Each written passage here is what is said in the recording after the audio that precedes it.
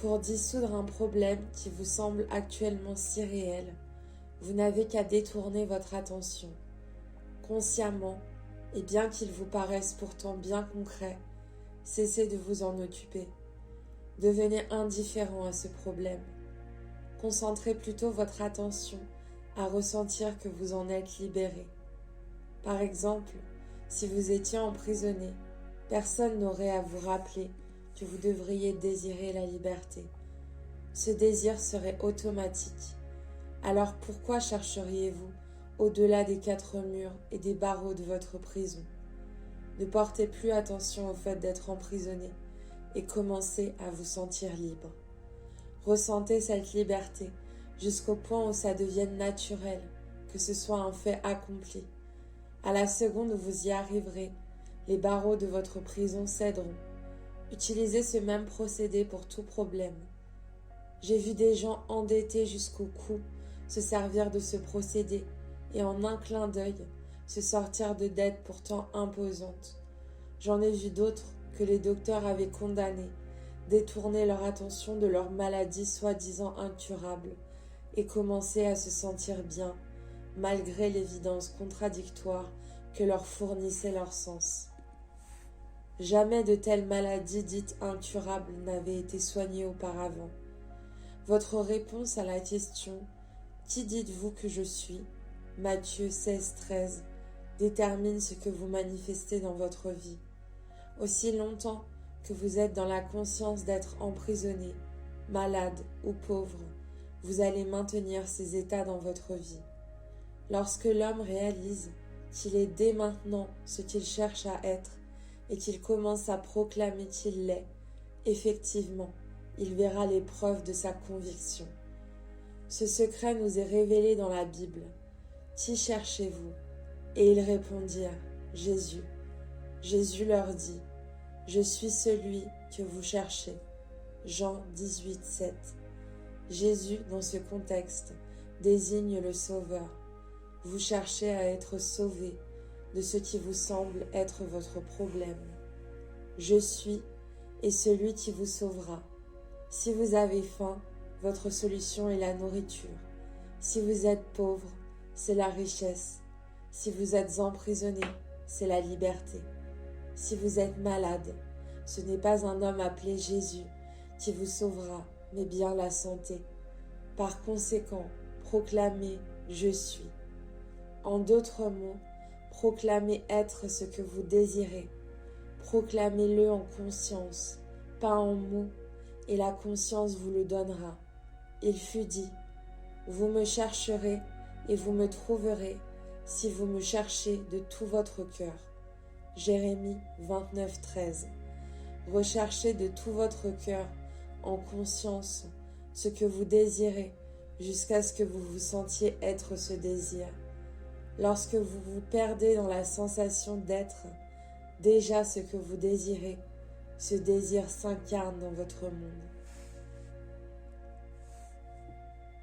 Vous êtes guéri de tout problème lorsque vous touchez sa solution.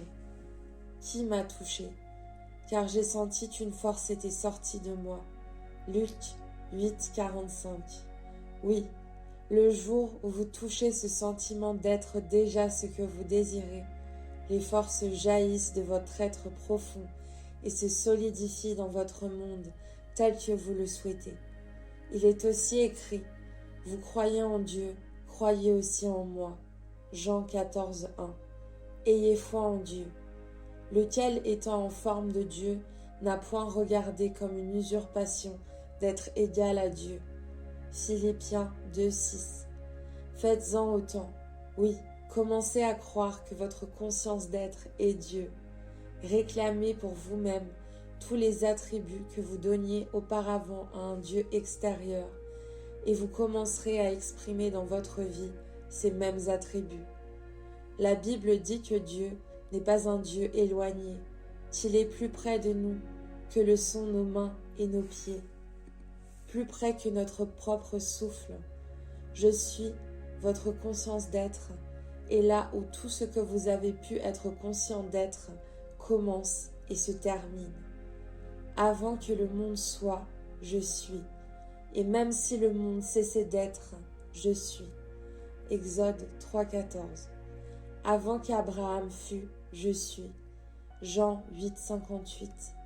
Ce « je suis » est votre conscience éveillée à cette vérité. Si l'Éternel ne bâtit la maison, ceux qui la bâtissent travaillent en vain. Psaume 127,1. L'Éternel étant votre conscience, la phrase se comprend ainsi. À moins que ce que vous cherchiez soit d'abord établi dans votre conscience, vous allez travailler en vain pour l'avoir.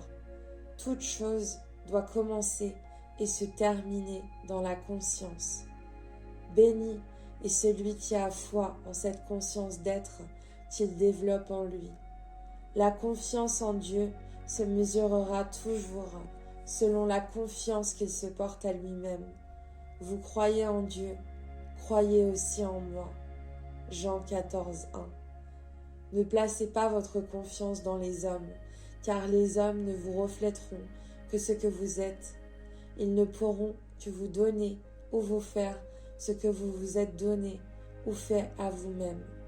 Personne ne note ma vie, mais je la donne de moi-même. Jean 10,18. Peu importe ce qui survient dans la vie de l'homme, ce n'est jamais un accident. Tout est le résultat d'une loi exacte et inviolable. Aucun homme, manifestation, ne peut venir à moi si le Père qui m'a envoyé ne l'attire. Jean 6,44. Jésus a aussi dit que le Père et lui n'étaient qu'un. Croyez en cette vérité et vous serez libres. L'homme a toujours blâmé les autres pour ce qu'il est, et il continuera de le faire jusqu'à ce qu'il découvre qu'il est lui-même la cause de tout ce qui lui arrive. Je suis n'est pas venu pour détruire, mais pour accomplir. Je suis, la conscience en vous, ne détruit rien. Elle remplit toujours le moule que vous lui offrez. Je suis, la conscience en vous, ne détruit rien. Elle remplit toujours le moule que vous lui offrez. Il est impossible pour le pauvre d'acquérir la richesse en ce monde, peu importe qu'elle soit tout autour de lui, à moins qu'il ne se proclame d'abord lui-même comme étant riche. Les réalisations suivent, elles ne précèdent pas l'état intérieur. Se plaindre constamment des limitations imposées par la pauvreté, tout en entretenant une conscience de pauvreté, c'est agir comme un insensé. Les changements ne se créent pas à partir d'un tel niveau de conscience. La vie se modèle à nos niveaux de conscience. À partir d'un tel niveau de conscience, la vie se modèle à nos niveaux de conscience. Prenez l'exemple d'un fils prodigue. Réalisez que vous-même avez créé les conditions de manque et de perte. Prenez la décision au plus profond de vous-même de vous élever à un plus haut niveau où le veau gras, la bague et le tissu soyeux attendent que vous les réclamiez. Aucune condamnation n'a pesé sur le fils prodigue lorsqu'il a eu le courage de réclamer l'héritage qui lui revenait. Les autres nous condamneront seulement si nous poursuivons dans la voie pour laquelle nous nous condamnons nous-mêmes. Heureux celui qui ne se condamne pas lui-même dans ce qu'il approuve. Romains 14, 22. Pour la vie, rien n'est condamné, tout est exprimé. La vie n'a que faire que vous désigner comme étant riche ou pauvre, fort ou faible. Elle vous récompensera éternellement en manifestant ce que vous proclamez comme étant vrai pour vous. Les jugements sur ce qui est bien ou mauvais ne relèvent que des hommes. Pour la vie, rien n'est bien ou mal. C'est ce que Paul mentionnait dans ses lettres aux Romains. Je sais et je suis persuadé par le Seigneur Jésus que rien n'est impur en soi, et qu'une chose n'est impure que pour celui qui la croit impure. Romains 14, 14. Cessez de vous demander si vous méritez ou non de recevoir ce que vous désirez. Vous, en tant qu'homme, n'avez pas créé le désir. Vos désirs ont toujours fleuri en vous, à la suite de ce que vous déclarez sur vous-même à un moment précis. Lorsqu'un homme est affamé, sans même y penser, il désire automatiquement de la nourriture. S'il est emprisonné, il désire automatiquement la liberté. Et ainsi de suite. Vos désirs renferment en eux-mêmes le plan de leur propre expression.